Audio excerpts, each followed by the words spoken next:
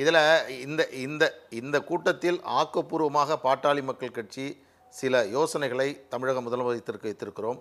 குறிப்பாக தென் இந்தியாவே இதில் பாதிக்கப்படக்கூடிய காரணத்தினால் ஒட்டுமொத்த தென்னிந்தியாவில் இருக்கக்கூடிய மாநிலங்களெல்லாம் ஒன்றிணைத்து அதற்கான ஏற்பாடுகளை தமிழக முதலமைச்சர் செய்து அதன் அடிப்படையில் இந்த நாடாளுமன்ற எண்ணிக்கை உயர்த்துவது தொடர்பாக முன்னெச்சரிக்கையாக செயல்பட வேண்டும் என்ற யோசனையை தமிழக அரசுக்கு தெரிவித்து தமிழக அரசு எடுக்கக்கூடிய எல்லா நடவடிக்கைகளுக்கும் நாங்கள் துணை நிற்போம் என்பதை தெளிவுபடுத்தியதோடு, அடுத்து இந்த இருமொழி மும்மொழி கொள்கை தொடர்பாகவும் ஜாதிவாரி கணக்கெடுப்பது நடத்துவது தொடர்பாக தமிழ்நாட்டில் ஒரு குழப்ப நிலவி கொண்டிருக்கிறது.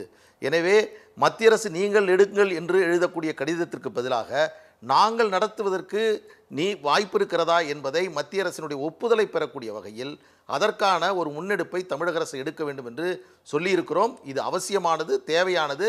தமிழகத்தினுடைய நலன் சார்ந்து இந்த பிரச்சனையை பாட்டாளி மக்கள் கட்சி தமிழக அரசோடு இணைந்து இதில் நாங்கள் செயல்படுவோம். உடனுக்குடன் செய்திகளை தெரிந்து கொள்ள சன் நியூஸ் பெல் ஐகானை கிளிக் பண்ணுங்க.